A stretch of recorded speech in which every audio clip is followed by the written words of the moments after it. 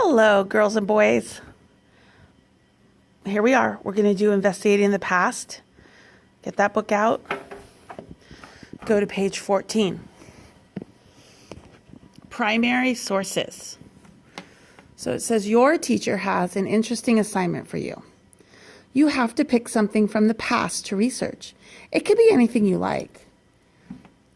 How do you find out about something from the past? Well, one of the best ways is to find primary sources.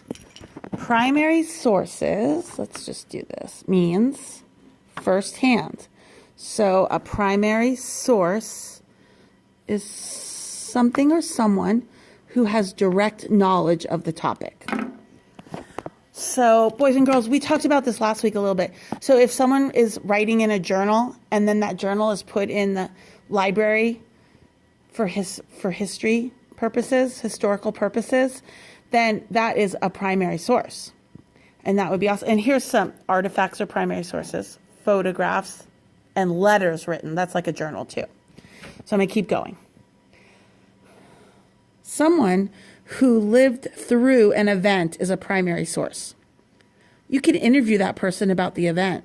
You can also look for paintings, photographs, writings, and artifacts. Artifacts are things from the past.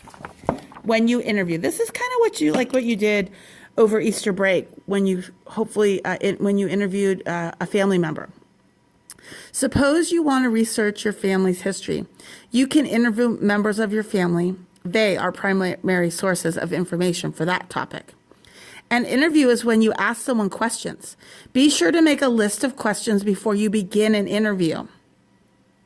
Also be sure to listen carefully to the person's answers.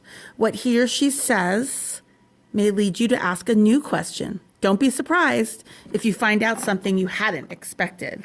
Here's some good questions to think about.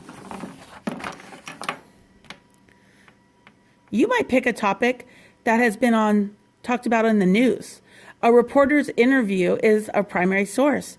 You can watch interviews on TV. You can listen to some interviews on the radio or the internet. You can read other interviews in newspapers or in magazines. And boys and girls, of course, if you ever go on the internet, you need your parents' permission. Please remember that. Now here we are at paintings and photographs. Photography did not exist until the 1800s. Before then, people painted and drew pictures of other people.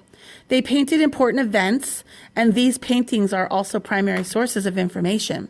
They show us how people lived long ago. They tell us about history, too. Photographs quickly became an important way to record events. Almost every major event from the 1900s to today has been captured in photos. Photographs are good primary sources for topics from the past. They are good primary sources for things that happen today, too. So here's a picture of Martin Luther King on the day he gave his very important speech.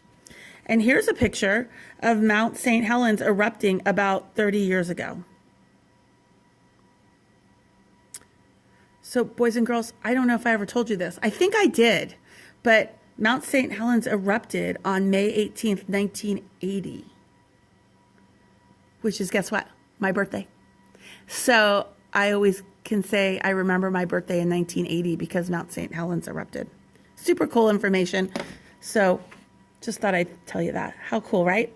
Writings. Here's newspapers.